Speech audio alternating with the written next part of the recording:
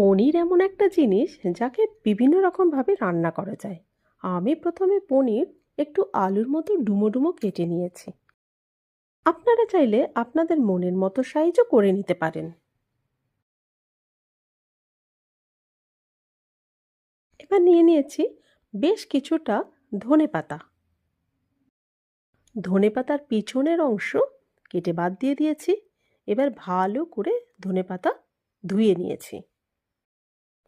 নিয়ে নিয়েছি একটা মিক্সি বোল, তার মধ্যে ধনেপাতাটাকে মুড়ে মুড়ে ঢুকিয়ে দিয়েছি। তাতে দিয়ে দিয়েছি একটু আদা বাটা, কয়েকটা লঙ্কা।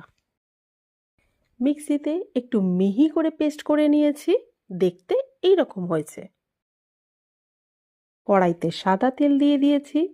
এবার মনের মতো পিস করে রাখা পনিরগুলো ভালোভাবে তেলে ভেজে নিয়েছি। লাল লাল করে ভেজে নেওয়ার সময় অল্প একটু লবণ দিয়ে দিয়েছি। পনির লাল লাল করে ভাজা হয়ে গেলে সেই তেলেই একটা শুকনো লঙ্কা ফোড়ন দিয়েছি। লঙ্কাটা সুন্দর গন্ধ বেরোলে তাতে ধনেপাতা বাটাটা তুলে দিয়েছি।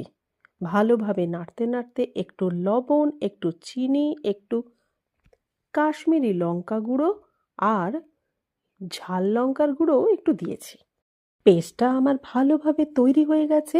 এরপর ভেজে রাখা পনিরগুলো তাতিয়ে ভালো করে মাখিয়ে নিয়ে যখন একটু কাদা কাদা মতো তৈরি হয়ে গেছে, 2 মিনিট চাপা দিয়ে রেখে তারপর চাপা খুলে কাদা কাদা হয়ে যাবার পর সার্ভিস বলে নিয়ে নিয়েছি।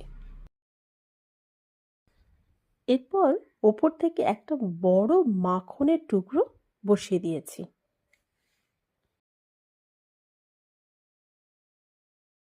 রুটির সঙ্গে, পরোটার সঙ্গে, লুচির সঙ্গে সবের সঙ্গেই এটা বেশ ভালোই খেতে লাগবে। আপনারা একবার ট্রাই করে দেখতে পারেন।